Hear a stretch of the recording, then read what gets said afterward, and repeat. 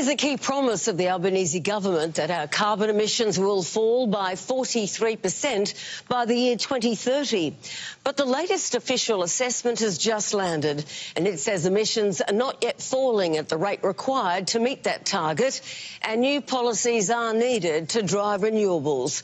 Here's our National Affairs editor, Hugh Remington.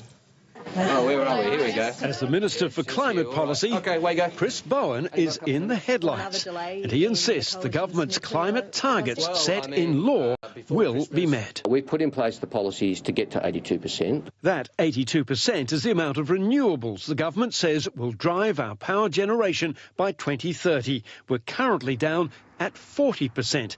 The Clean Energy Council says on current projects we'll hit 60% by 2030.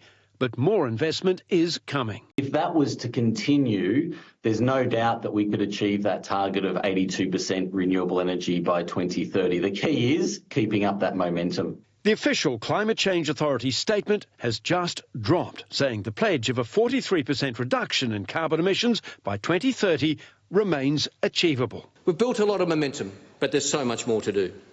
The key is to build on this momentum and then build on it again.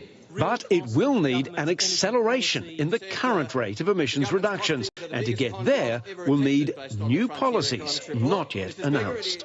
As coal exits the system, the electricity market operator says a reliable supply over the next 10 years is going to depend on pretty much everything promised in new renewables, transmission systems and storage going perfectly. Just yesterday, big electricity consumers in New South Wales were ordered to reduce their demand under emergency powers to keep the lights on.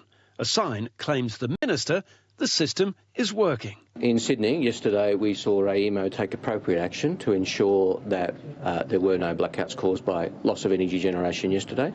The opposition's main energy policy, nuclear, remains uncosted and more than a decade away. Hugh Remington for 10 News First.